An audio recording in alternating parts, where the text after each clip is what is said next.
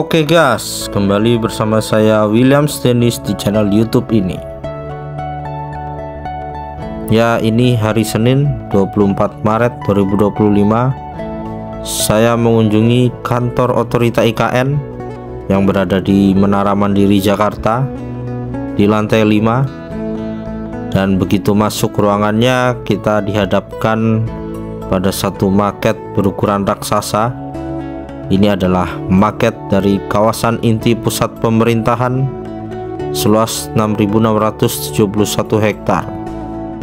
Jadi luas daratan IKN itu sekitar 252.660 hektar, yang artinya luasan kawasan inti pusat pemerintahan dibandingkan dengan luas IKN secara keseluruhan itu hanya 2,64% saja. Dan inilah pemandangan Kota Jakarta dilihat dari sudut pandang kantor otorita IKN di lantai 5. Jadi Jakarta ini memang saya akui sangat lengkap dan serba ada. Oke, kita kembali ke maket kawasan inti pusat pemerintahan ini. Saya akan coba spill. Ini maket dibuat oleh Polaraya Studio. Kalau untuk kawasan inti pusat pemerintahan ini didesain oleh Urban Plus, pemenang sayembara IKN juara 1 yang diadakan oleh Kementerian PUPR. Dan inilah kawasan kepresidenan seluas 56 hektar. Jadi kawasan inti pusat pemerintahan ini terbagi lagi menjadi 3 bagian, KIPP 1A, 1B, dan 1C. Jadi 6.671 hektar terbagi menjadi 3, kurang lebih di angka 2000-an hektar.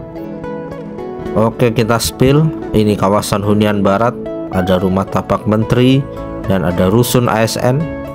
Dan ini kawasan kepresidenan seluas 56 hektar. Tidak hanya istana, ada sekretariat presiden dan gedung lainnya. Ini Kemenko dan Plaza Seremoni. Kemudian ini adalah Plaza Sipil atau Beranda Nusantara nomor 11. Kemudian di situ juga ada Taman Kusuma Bangsa dan Bukit Bendera. Dan di nomor 6 ini adalah Plaza Bhinneka Tunggal Ika yang tegak lurus dengan kantor otorita IKN di nomor 15. Dan mengarah lagi ke arah bawah, tampak ini adalah rumah ibadah 6 agama lengkap dengan embung yang sangat besar di kawasan Masjid Negara. Kemudian ada gereja, vihara, pura, kelenteng, lengkap sekali.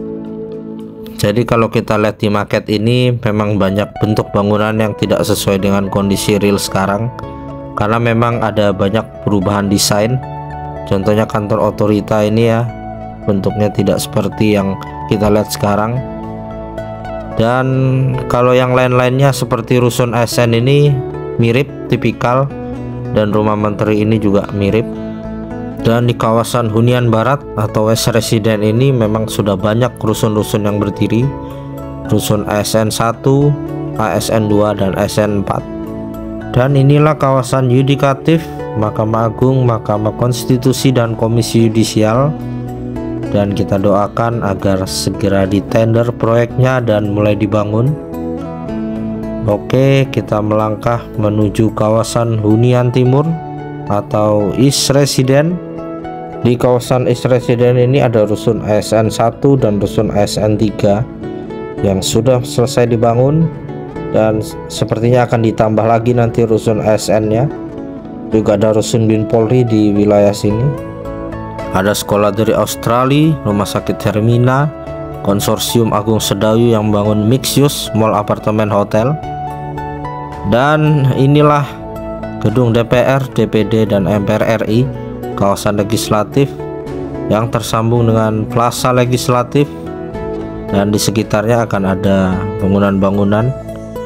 Dan tentunya akan ditambah juga lagi rusun ASN serta rumah tapak bagi para anggota DPR, DPD, dan MPR RI. Dan ini adalah kawasan yang berdekatan dengan IKN Barat. Jadi secara tidak langsung gedung DPR ini akan mengarah ke kawasan perekonomian dari IKN, yaitu IKN Barat. Dari DPR mengarah ke Istana Kepresidenan ada Sumbu Tripaja yang juga mengarah ke kawasan yudikatif. Dan ini adalah Istana Kepresidenan, di mana di sini juga ada kawasan kantor Kementerian Sekretariat Negara, ada kantor staf khusus Presiden, kantor Sekretariat Presiden, Mes Pas Pampres, dan bangunan pendukung lainnya. Dan saat ini sudah banyak investor lokal maupun internasional yang turut mengambil bagian kerjasama pemerintah dan badan usaha, yaitu KPBU, untuk melakukan pembangunan rumah tapak maupun rusun ASN Hankam. Dan ini adalah kawasan perkantoran yudikatif, Mahkamah Agung, Mahkamah Konstitusi, dan Komisi Yudisial. Dan di sekitarnya ini nanti juga akan ada banyak kantor-kantor kementerian. Di nomor 2 itu adalah kantor Kementerian Koordinator. Jadi memang sangat lengkap. Di sini akan ada banyak juga sekolah, rumah sakit, hotel, mall, dan apartemen, di mana sudah banyak groundbreaking semasa Pak Jokowi. Dan ini adalah Plaza Bhinneka Tunggal Ika, di mana di bagian kirinya ini adalah kawasan perkantoran BUMN. Kalau yang di sebelah kanannya itu adalah Pakuwon Mall Nusantara, yang akan lengkap, ada 3 hotel di atasnya, Hotel 4 Points, Westin and Ballroom, dan Hotel Tribute Portfolio, serta kondominium dan apartemen. Dan di sini ada Konsorsium Agung Sedayu yang juga membangun mall, apartemen, hotel, dan office tower. Dan juga ada Astra Biz Center di sekitar sini. Jadi akan ada banyak juga swasta yang masuk di dalam kawasan inti pusat pemerintahan ini.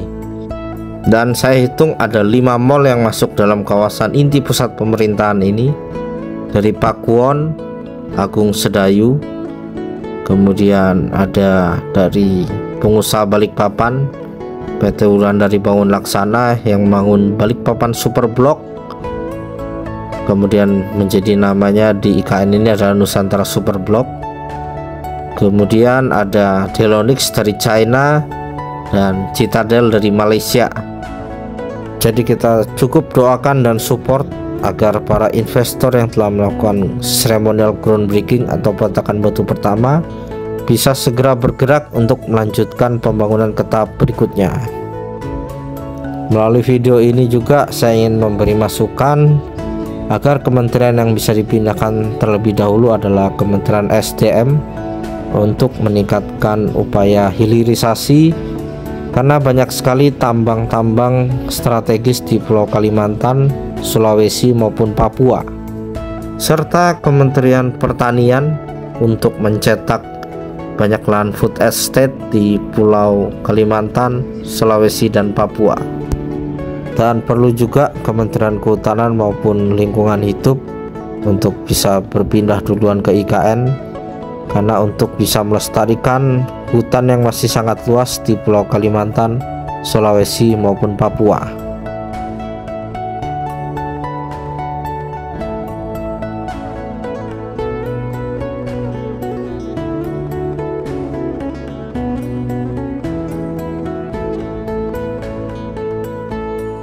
Oke, terima kasih telah menyaksikan video ini.